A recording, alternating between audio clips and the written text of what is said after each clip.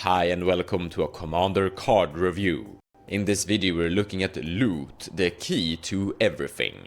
And I have to say that it's definitely winning the prize of being the cutest commander ever. So it's 1 red, 1 blue, 1 green.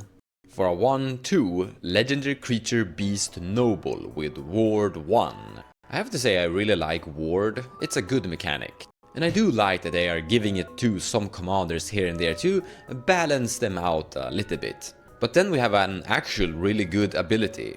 At the beginning of your upkeep, exile the top X cards of your library, where X is the number of card types among other non-land permanents you control. You may play those cards this turn. So we're not counting lands and we're not counting itself. But it's gonna be really easy to have like a mana dork, a artifact, a enchantment to make X equals 3. So I can see a world where this is usually drawing something between 2 to 3 cards per turn. And that is honestly good. And if you're able to have a planeswalker in play, the X is also increased. And we also have a battle. Invasion of Ikoria is both going to be great here, finding Dockside Extortionist, but also increase the value you're gaining from this commander. And this naturally builds this into a perfect Temur good stuff commander.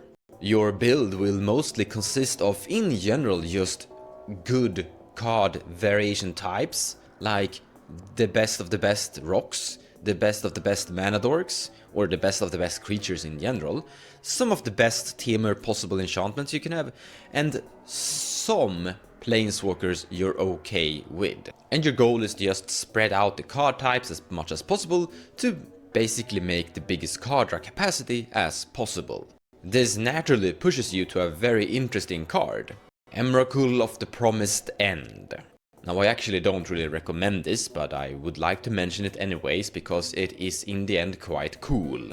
And there are scenarios where if you're able to cast Emrakul, you can actually take over the game quite efficiently, as you're gonna be able to use one of your opponents to run havoc for a turn. But I think the go-to combo for this commander is going to be Underworld Breach, Brain Freeze and Lion's Eye Diamond. There are of course other options.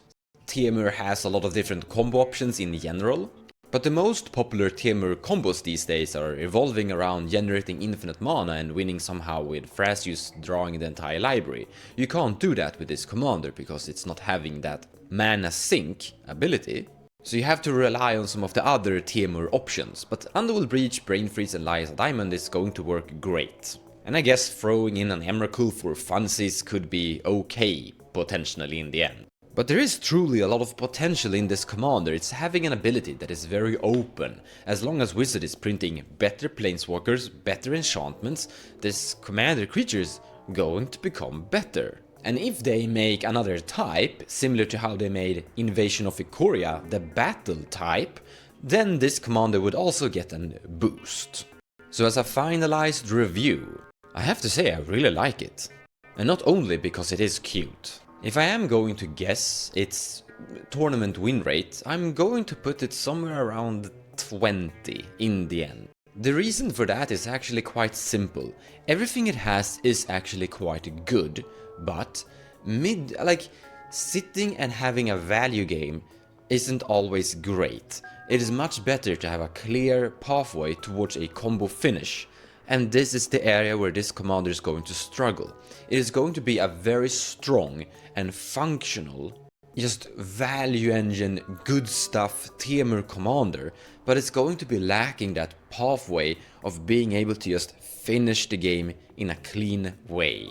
For example, take this into a consideration. You're exiling the cards from your library, which means that they're going away if you don't cast them. So let's say that the first card you exile or flip is an Underworld Breach. Oh, well, that's sad. If you don't cast it, it's gone forever. If you cast it and you don't have the necessary pieces in your graveyard, or your graveyard is just too small, then it's going to be sacrificed. So now you have to flip into Noxus Revival later to get it back.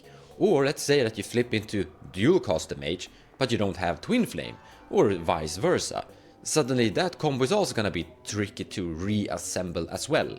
And that is why I think that with the current card pool this commander in Temur color identities have access to, I think it's going to struggle putting a good combo together. And that is very important in a tournament because you're under a time limit. You need to be able to win the game in an efficient timed manner. And this is going to be great at playing a really long game, potentially win with something big and stompy, or just eventually just overpower your opponents with a lot of just creatures in general. But that is hard in a tournament setting, and that is why I'm going to in the end put it in a win rate somewhere around 20%, which would put it into the not so recommended positions for tournaments. That is my speculation at the very least, but it is good, like it's going to do a very good stuff and have a very good game plan outside the tournament environment. And it is absolutely cutest thing in the entire world, we have to give it that as well. I hope you enjoyed this video and thank you so much for watching. We have a lot of new cards, so more card reviews are coming up.